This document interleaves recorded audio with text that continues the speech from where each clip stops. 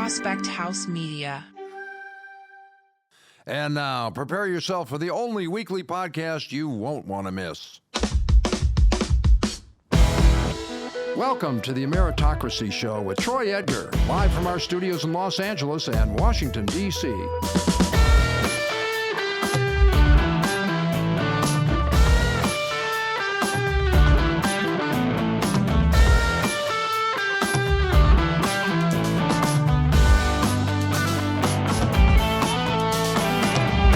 Hey everybody, I am Troy Edgar and welcome to the Ameritocracy Show. Thank you for tuning in and checking it out. It is greatly appreciated. This podcast examines the conditions for personal and economic growth and opportunity across America.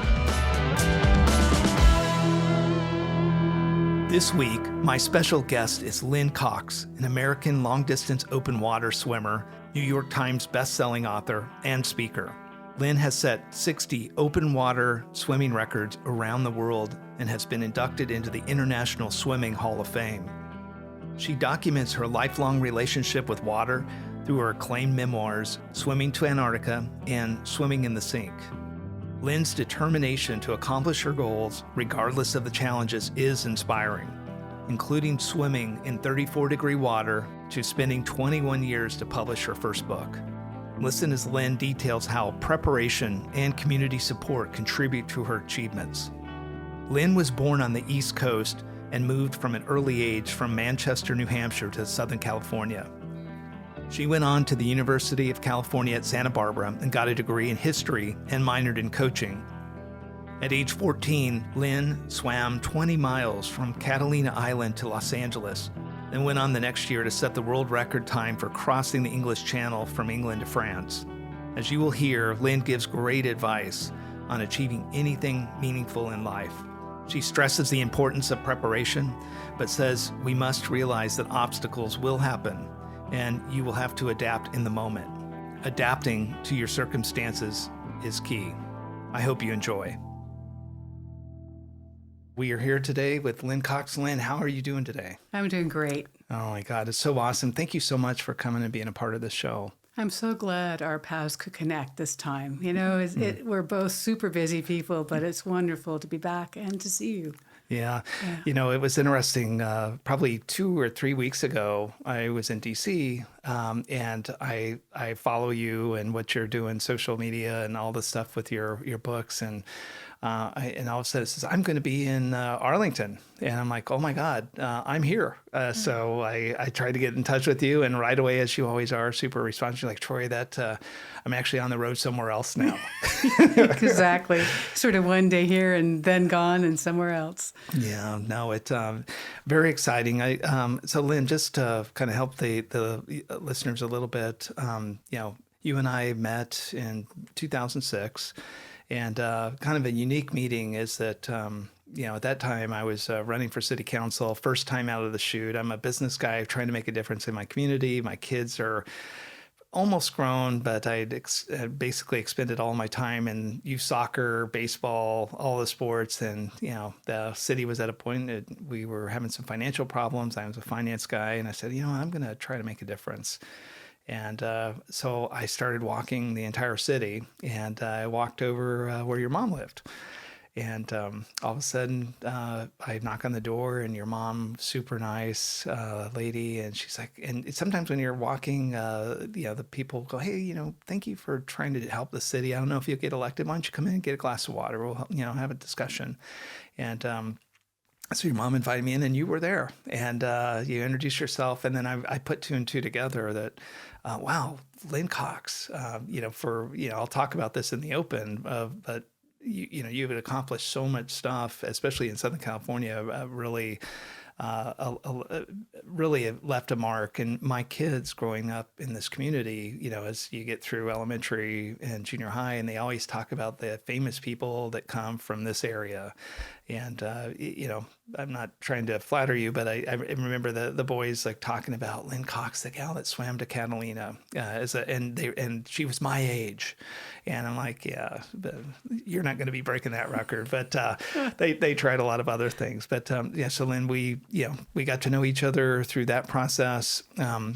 I also had remembered seeing articles on the book that you had published called Swimming to Antarctica in 2004, which is 2 years before we met. And I was really impressed. Like, I really thought, wow, this city council stuff is starting off on the right foot. I knew you grew up around LaSalle, and we'll have you talk through your story. But and then probably the next time you and I get together is somewhere around 2010, and we were doing some stuff at Boeing. I no longer work there, but I had done 10 years there. But I guess, Lynne, from that perspective, do you remember us meeting the first time? And I remember us meeting the first time, and I remember that my mom and I decided to vote for you. That's and the best part. we were so impressed with what you did for the city. It was amazing. And so, I followed you too as the years have gone by and watched to see what's going on with you in the news. And you've had such an interesting career arc. And the thing is that you just keep going and keep creating. And I think that's what's so exciting about life, is to have these dreams and goals and work toward them, and then see something else that you want to do and then pursue it, like these podcasts. It's really cool. Oh, thank you, Lynne.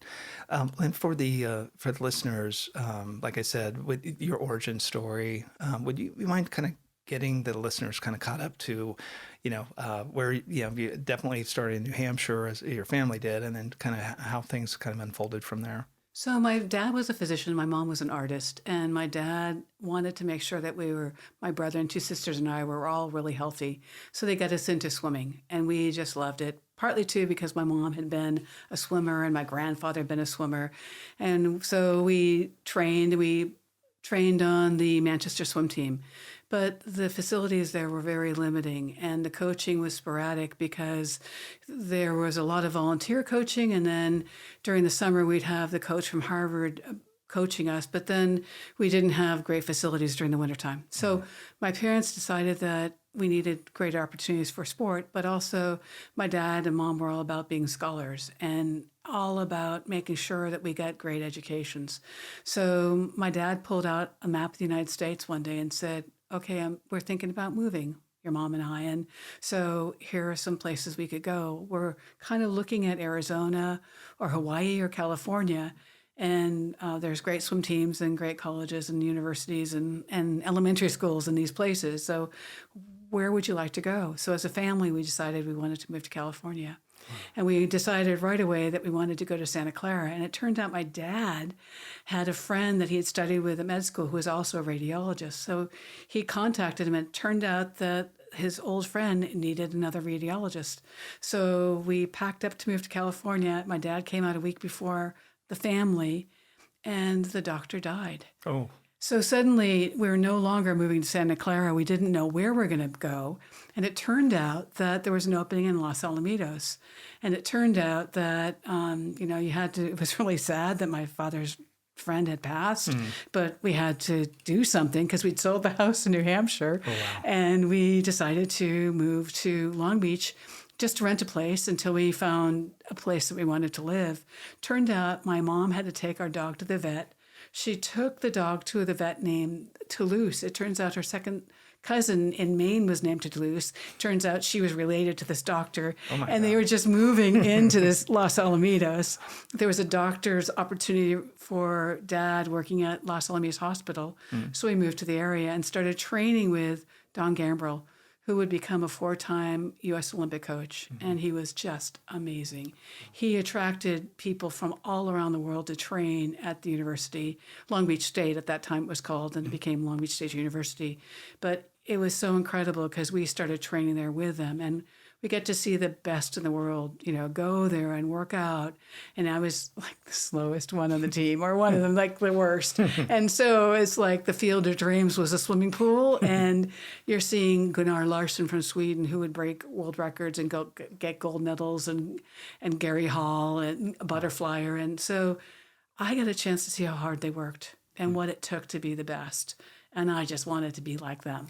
So Gambrell saw that I could swim really long distances, and at the end of the workout, I was picking up my speed.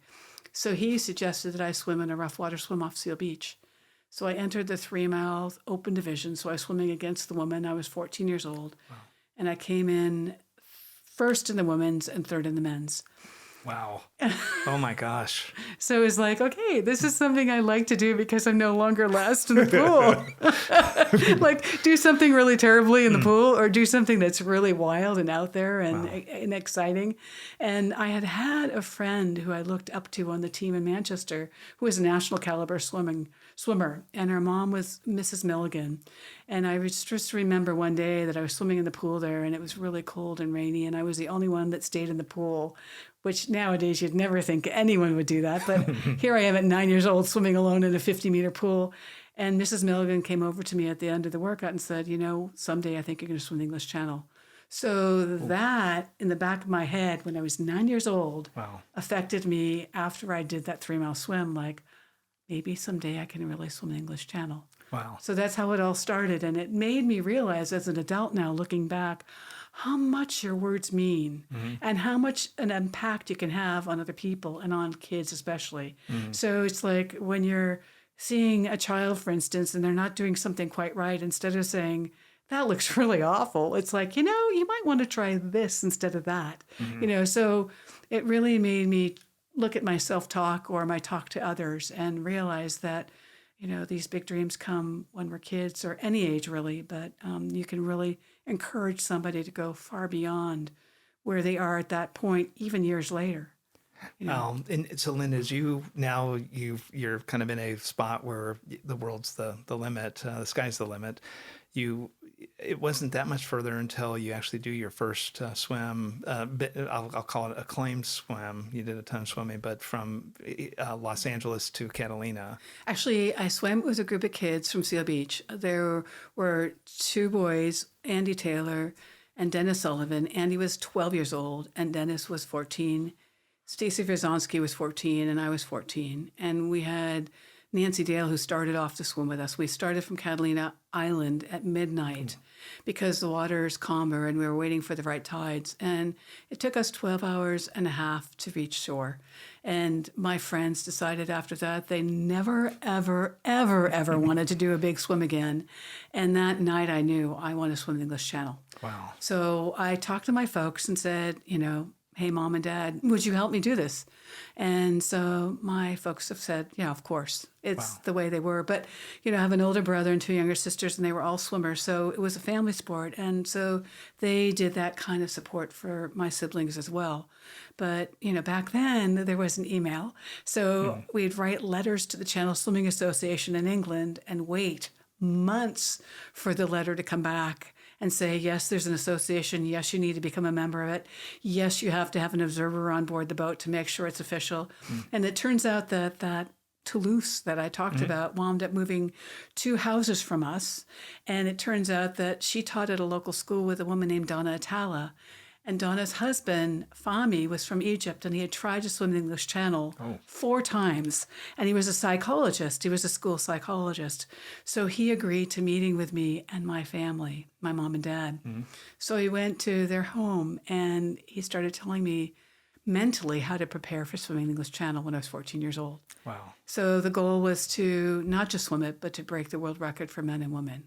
And my coach, Gambrel, adapted these workouts from the pool to the open water. So instead of doing Olympic training workouts where you're swimming back and forth doing laps in the pool, I was swimming miles between jetties and piers, between the Seal Beach Pier and jetty, between the Huntington Beach Pier and Seal Beach, between Long Beach and, just all over the place to try to get to different conditions and swim against different currents and, really get strong. And so my mom and my dad would take turns and walk with me along the beach.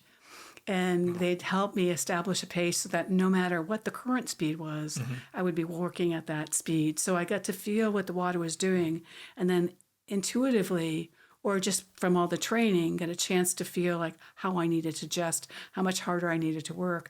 And sometimes it was like working so hard, but then I'd turn around and be like flying back and I'd watch my mom or my dad almost jogging on the beach. Oh my gosh. So it was like, I was, looking back, I was so fortunate to have parents that were willing to be supportive and to help out, but they never pushed. And they also realized that there was a point where I went to England when I was 15. I swam the English Channel. I broke the world record for men and women.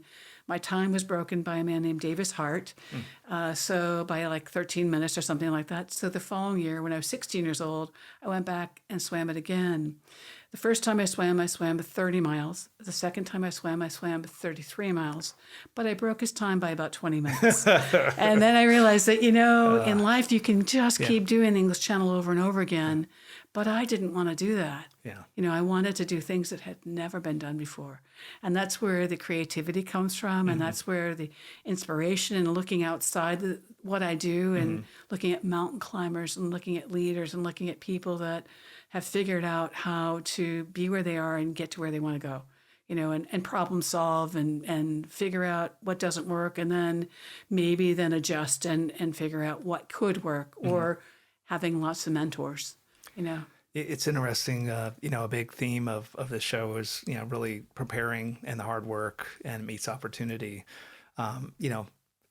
For people that would do research on you and see that, not only did you do the English Channel, you went, the Cape Horn of South Africa, you've done Antarctica, you've done Alaska to Russia, you've been all. So when you start to go through do you put out this list of, hey, these are the things that I need to do, or do the opportunities present themselves and you're totally prepared?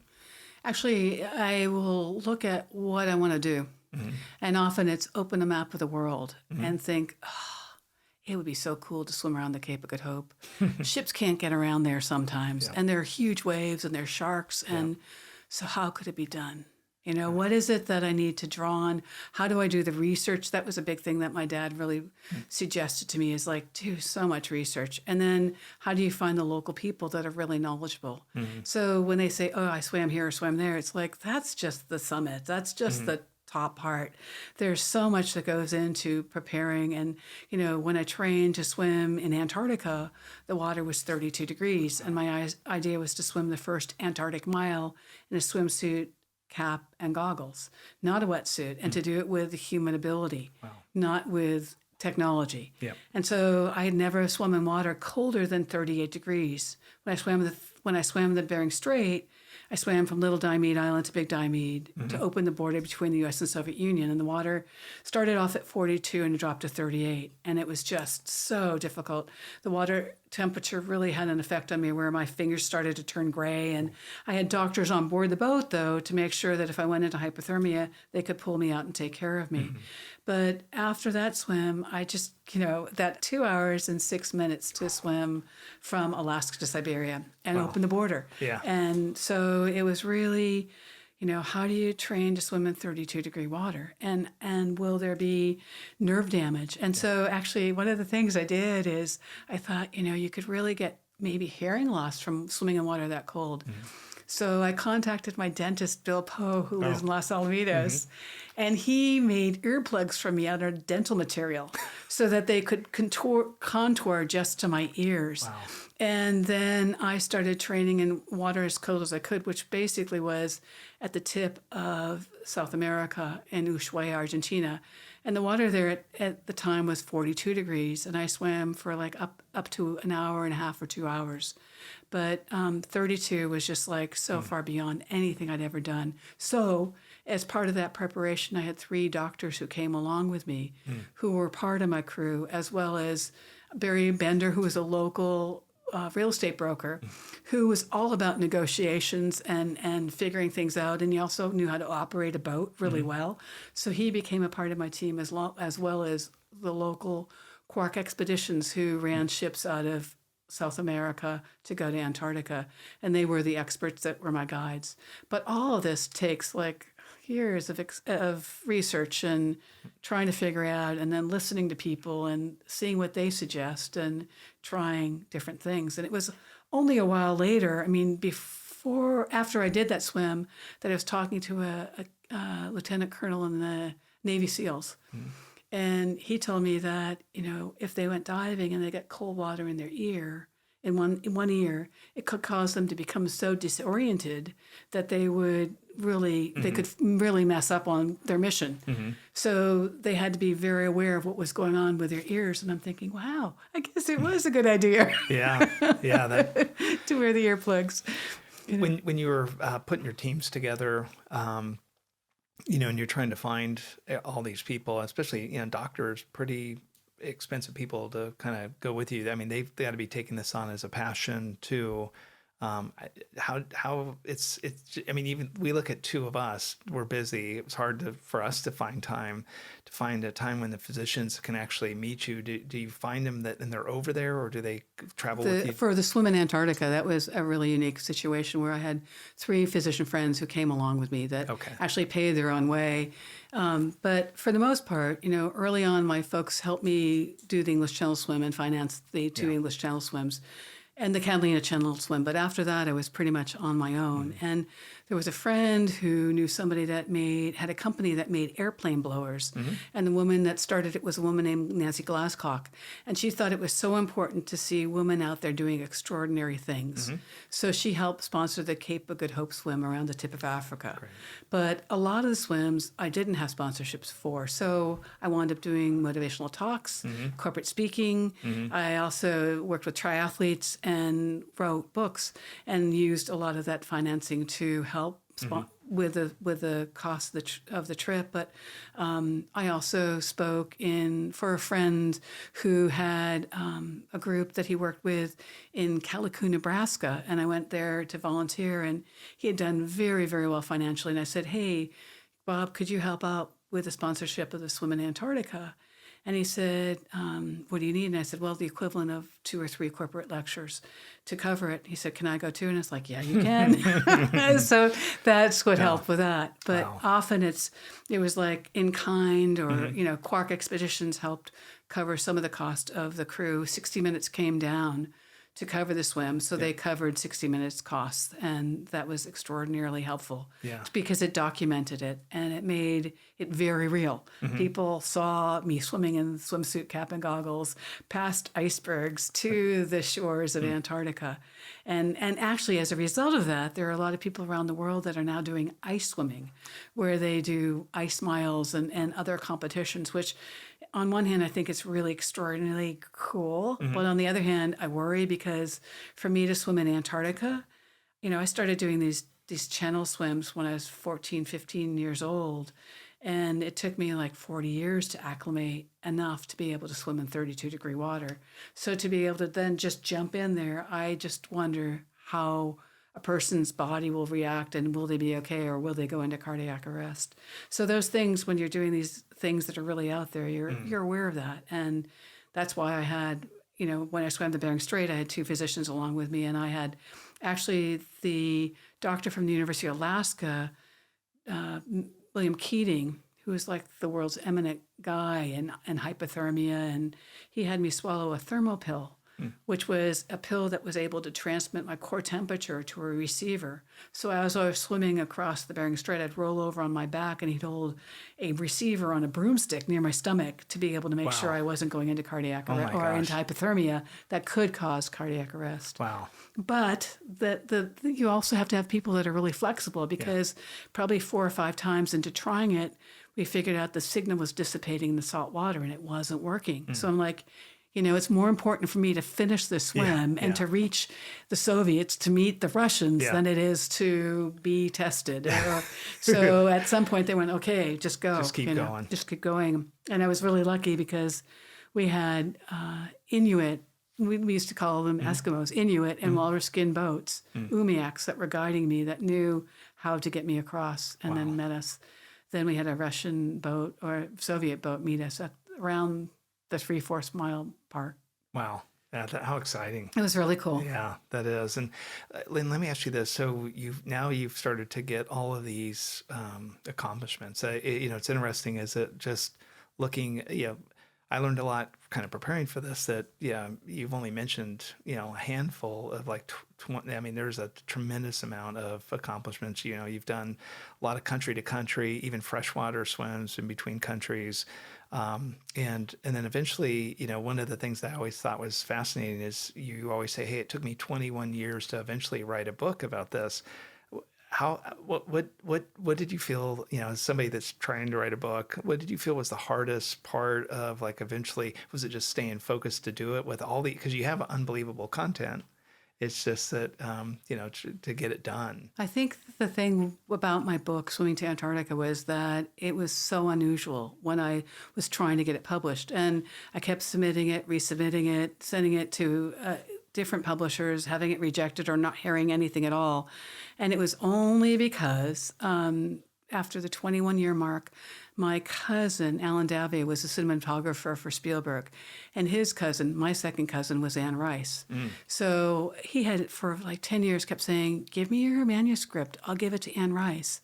And I'm like, oh, I don't want to bother her. People probably impose all the time. And I'm like, but after 21 years, I'm like, yes, please give it. Because I actually had started the first version of it my senior year at UC Santa Barbara. Wow. I had a professor there who was willing to let me do an independent study. So over 9 weeks' time, I wrote the first version of it. Wow. So by the time Alan saw it and then gave it to Anne, it had been through the 10th major rewrite. Oh my gosh. And it was the 11th version that finally got published. Wow. But that launched my writing career, and it was a thing I'd always wanted to do.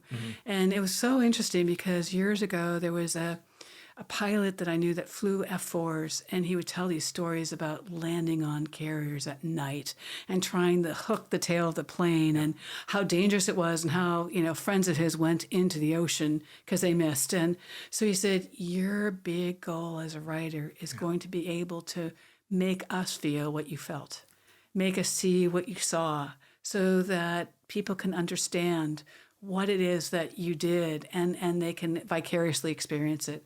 So when I started getting these notes from people, I had to put on my Afghan while I was reading your book. I'm like, thank you. Thank you. They were I feeling made cold. you cold. No. I made you. So Oh my gosh. it's exciting. But, since then I've gone on to write a total now of 8 books.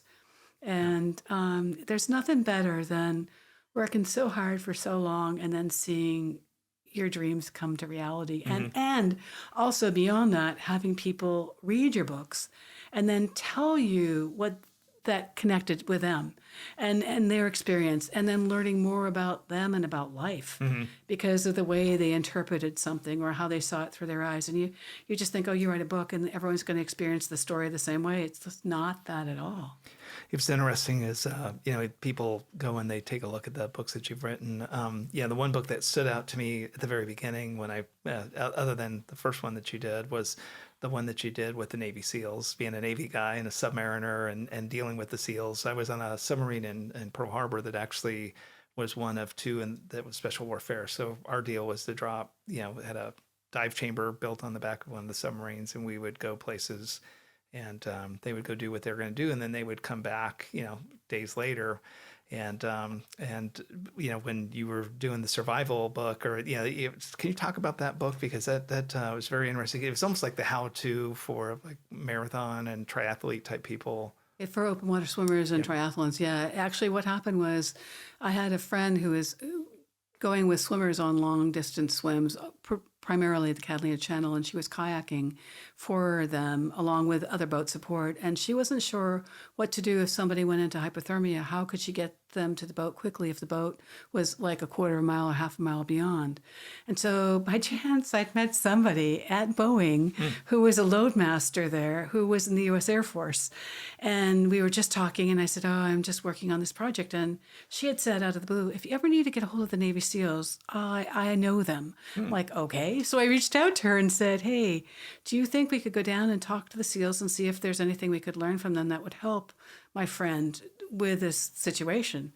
So she did, and we went down there. And what we learned to do is just like flip the kayak over and put the person that was in trouble, their arms over the back of the kayak, and then flip it back over so their face is now on the bottom of the kayak, and then get back in and then paddle along with them. But because of that, I met a bunch of the Navy SEALs. And so they asked, what are you doing? And they sort of didn't know my background. So I mentioned to the lieutenant colonel there, and he just knew my whole background. So he, in passing, said, if you ever need help with anything or interested, please, get in touch with us again. I'll contact the captain.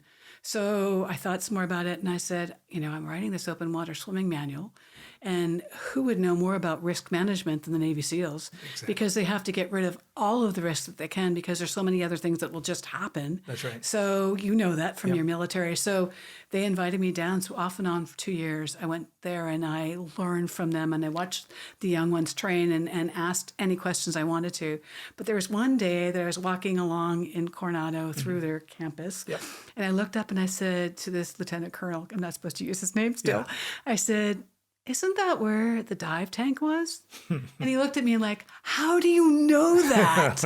And I said, "Well, when I was 18 years old, I was going to UC Santa Barbara, and there were a group of scientists studying my ability to handle the cold. And so there was a physician and a physiologist named Hal Goforth, who was working with the Navy SEALs, who asked if I'd come down and talk to the SEALs and let them run tests on me. So I came down when I was 18 years old and sat in the cold tank for 2 hours in 50-degree water and had all sorts of tests done on me. And then I asked if I could ask questions, and they basically said no.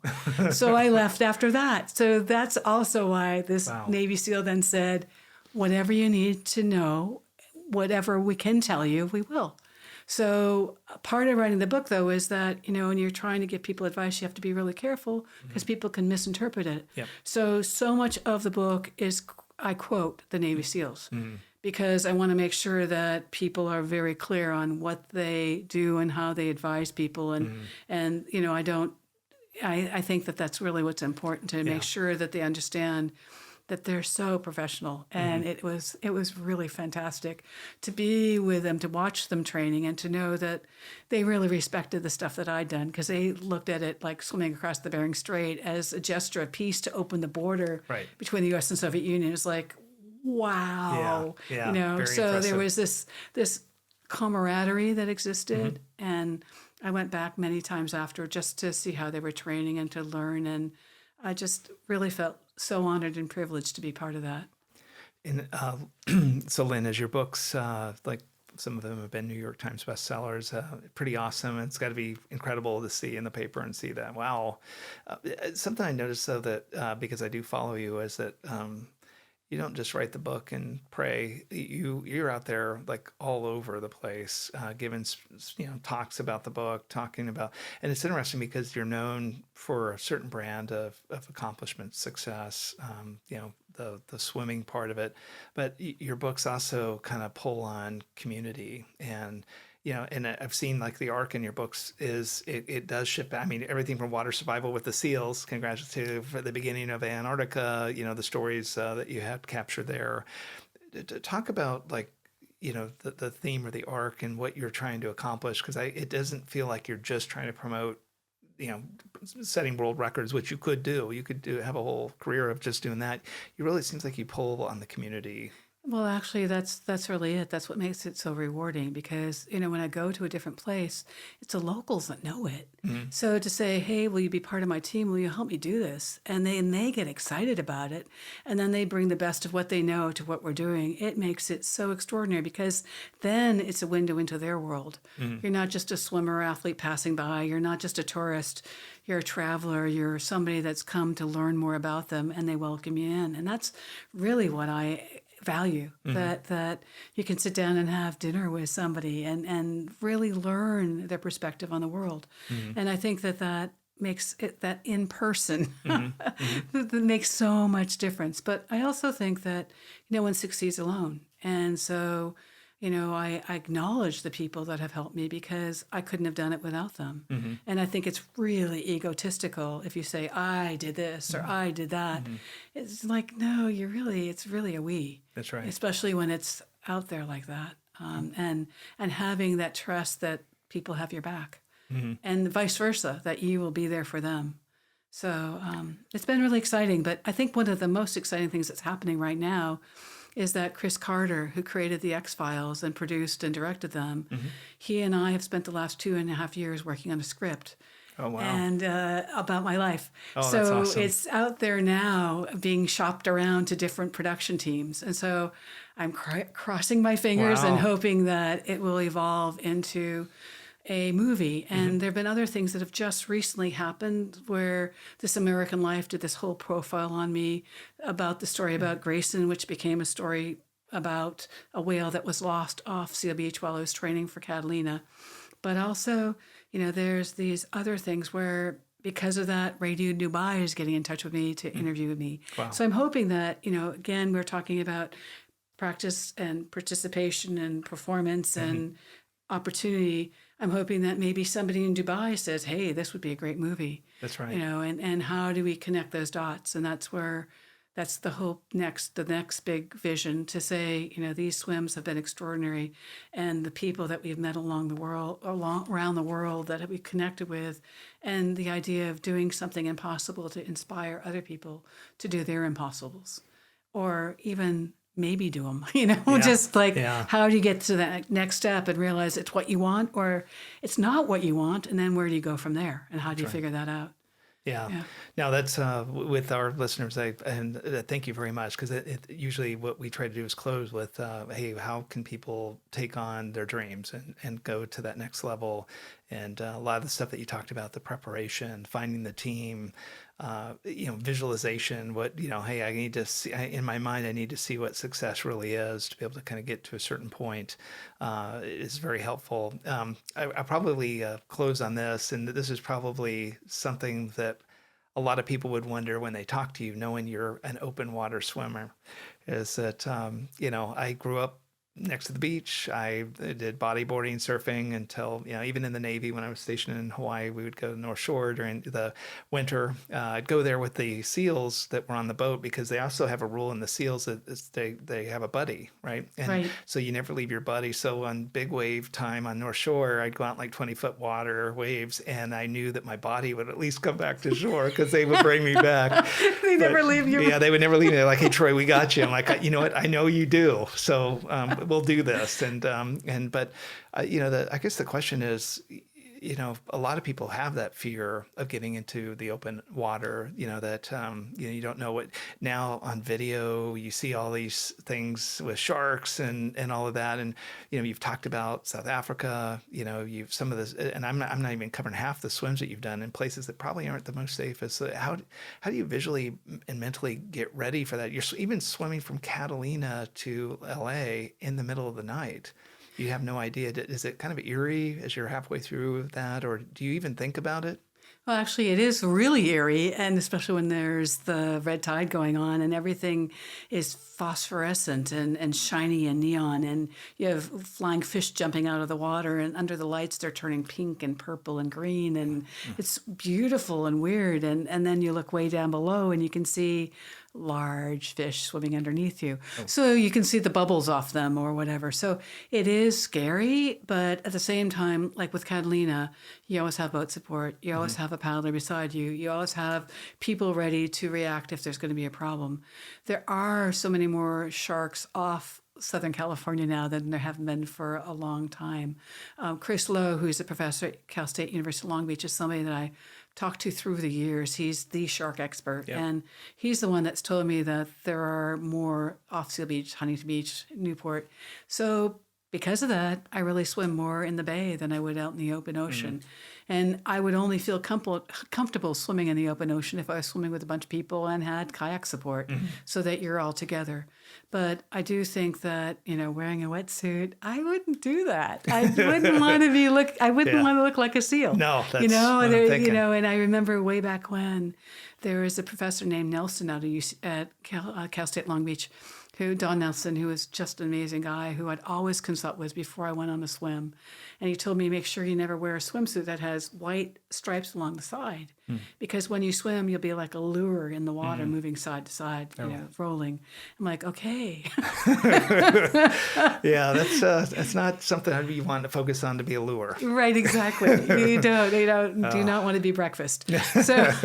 So, but all of these things, I never will just jump into the water anywhere. I will check out, I'll talk to lifeguards. I'll talk to harbor master. I'll talk to people that know the area before I even get in, and even here, Southern California, like I'm shuffling my feet because of the stingrays. Yeah. And I realized that a friend of mine got really stung badly coming into shore. Yep. So you'll see me splashing like mad before I come in because I just don't want to get stung, but I also, want to still love the ocean. Yeah.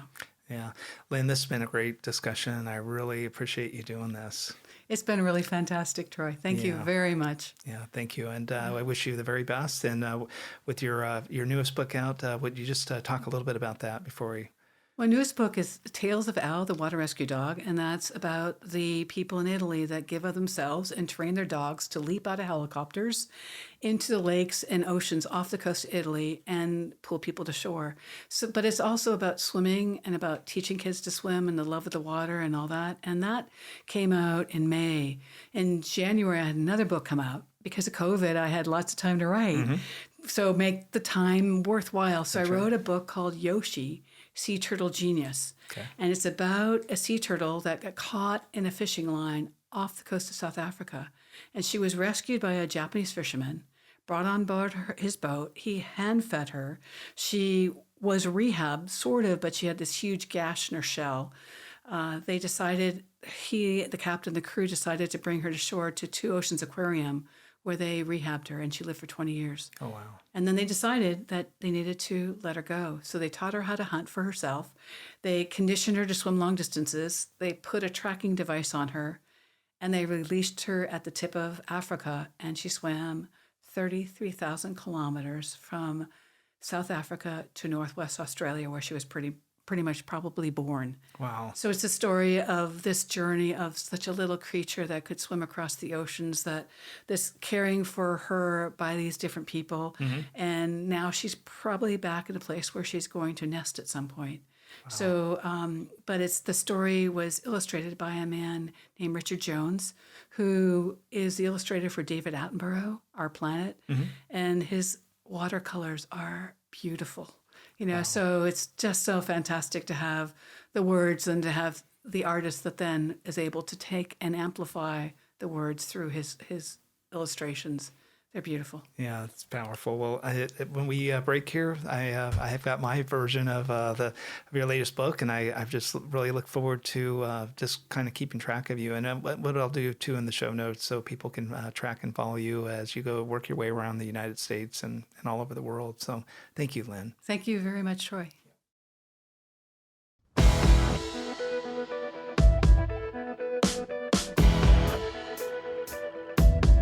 Thanks again for joining me today on the Ameritocracy Show. Be sure to follow me on social media and our website at troyedgar.com, where you can get more information and sign up for my weekly email. I hope you have a great week.